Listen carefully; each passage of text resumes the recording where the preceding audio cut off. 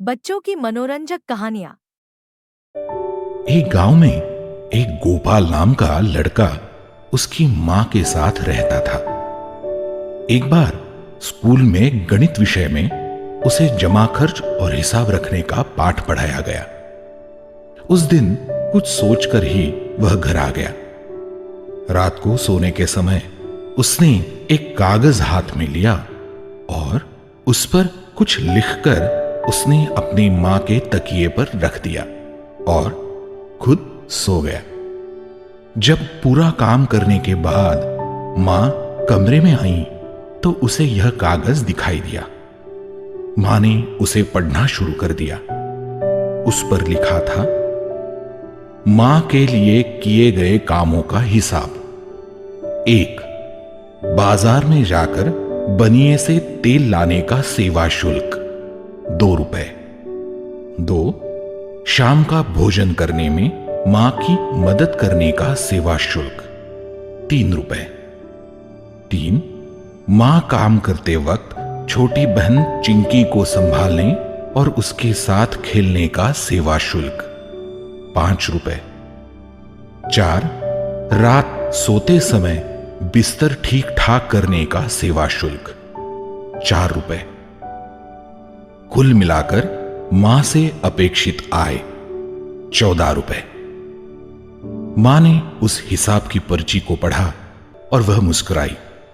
उसने सोए हुए गोपाल की तरफ प्यार से देखा और एक कागज उठाया और उस पर कुछ लिखकर गोपाल के तकिए पर रख दिया।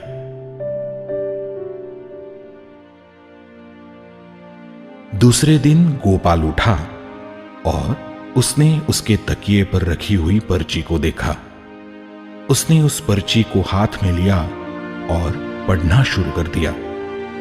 उस पर लिखा था, गोपाल के लिए किए गए चीजों का हिसाब। 1. जन्म के पहले 9 महीने पेट में गोपाल को संभाला, सेवा शुल्क कुछ नहीं। 2.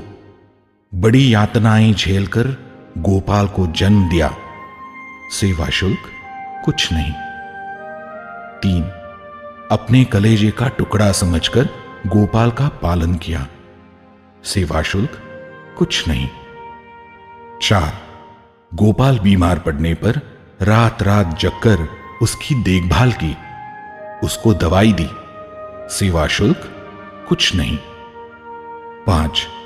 गोपाल को पढ़ा लिखाकर एक अच्छा लड़का बनाने की कोशिश की, सेवा शुल्क कुछ नहीं।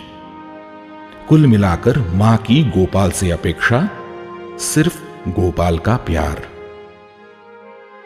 इस पर्ची को पढ़ते पढ़ते गोपाल की आंखें भर आई। उसने मां के लिए लिखी हुई हिसाब की पर्ची खुद फाड़ दी और मां के पास जाकर उसे आलिंगन दिया। मां ने भी गोपाल के लिए लिखी हुई पर्ची उसके सामने फाड़ दी और फेंक दी।